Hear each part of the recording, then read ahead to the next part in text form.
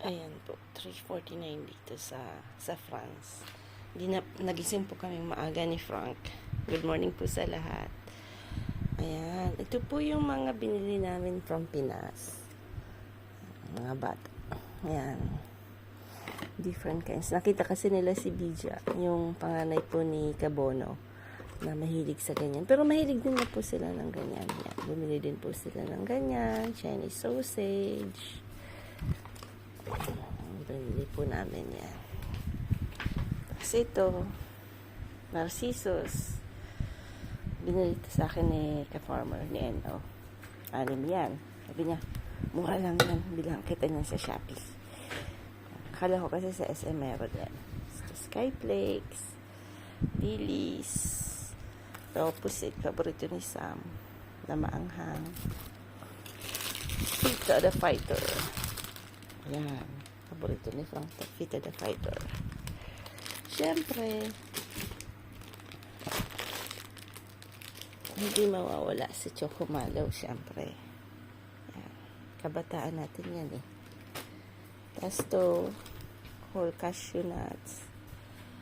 Sa SM po yan, may parang mga stand po sa labas ng SM. Binibenta po tong yung mark na yun, si Izan Moway. Last year po bumili kami. So, masarap po siya. So, bumalik po. Tapos, nagdala din po ako ng salted black beans kasi dito wala po.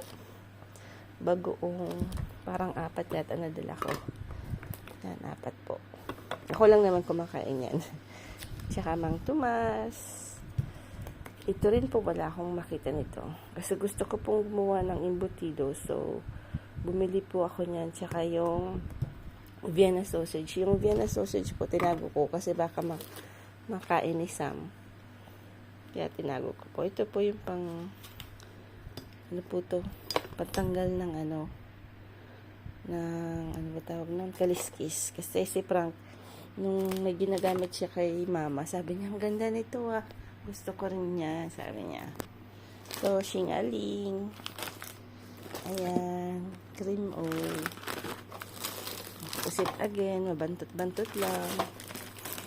Tapos ito po, mahirap po kasi itong hanapin dito eh. Korean food. Siyempre, si Frank addict sa tsinelas. Yan, pupunta po namin ito sa labas. Para paglalabas po, tsinelas daw. Sinigang, tocino mix, sibot, yung may Chinese po yan, sibot. Katsuba.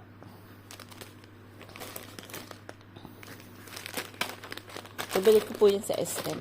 Ayan, dried mango, skyflakes. Maliit na walis. Yan. Nabili ko po to sa Batangas. Nang pumunta kami kay Lacabona, bumili kami ng baka. Meron po ng maliit na walis. 50 pesos. Ayan po, maliit na pang garden. Ito naman yung mga pamaypay binili ni mama sa akin. Tapos, to kay Osh.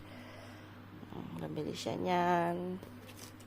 Popcorn. Parang akala mo walang popcorn dito, ha?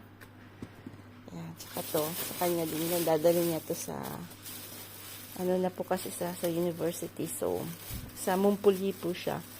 Yung mga taga dito po sa France na Pilipino na nagmag-aral po siya ng Chinese sa Montpellier. Tapos, ayan. Tapos mamaya papakita ko yung mga dilis. Tapos to bumili din po ako nito. Poland. Hopia. Yan. Mas maganda po bibili po kayo sa SM kaysa yung bibili po kayo sa airport kasi mas mahal na po sa airport. Tapos nalata ko po na pag bibili po kayo ng mga hopia, ganon, yung expiration date nila, minsan 3 days lang po, ganon, 4 days, 3 days. So, syempre kami lang naman, so, pagka hindi po napansin yung date na limit, ma-expired po siya, di ba? So, marami din po kami, ayun, kinuha na ni Frank yung jam, coco jam. Paborito niya yung coco jam eh. Yan na lang po binili ko. So, minsan po kasi nung pumunta kami last year sa Kasiguran, nag-stop over po kami sa something. May parang ganyan din. Nasira na po siya. So, hindi na po ako bumili ulit doon. So, mas gusto ko na itong kay Lilis. Sa mga department store po, sa SM, ganun na mabibili yan. pulburon. Ayan. Yung pulburon. Kasi yung mga ganyan banana chips, yung mga ganyan po kasi, ako lang po kumakain yung pulburon. Hindi naman po kasi sila mahilig sa ganon. Yan yung mga namimiss ko po.